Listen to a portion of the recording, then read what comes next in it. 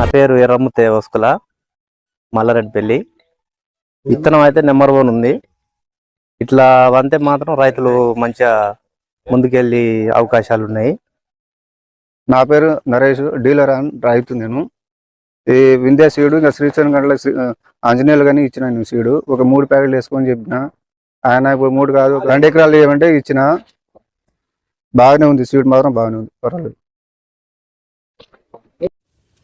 నా పేరు సోలంకి సుభాష్, మాది బోత్.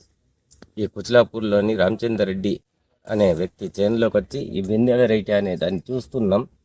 చాలా బాగుంది. తొందర ఖాతా కూడా తొందరగా వస్తున్నది, బెస్ట్ ఉంది. మా పేరు కొండలు, పెద్దమూల, చెన్నపేట మండలం, నల్గొండ జిల్లా. వింధ్యా ఈసారి నేను ఫస్ట్ సారి పెట్టడం, కానీ నాకైతే మంచిగా ఉంది. ఇప్పటికైతే పర్వాలేదు.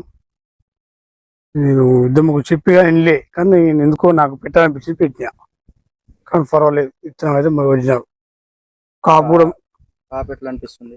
కాపు మాత్రం మంచి దగ్గర కాపే, పత్తి కూడా నీట్గా వస్తుంది, మంచిగా ఉంది. విత్తనం ఈ ఎకరం 10 కంచి పైన. ఇప్పుడు ఇది ఎన్ని రోజులు వచ్చాను? ఇలా దాదాపు మన 2 ఖర్చులు వేసినాం.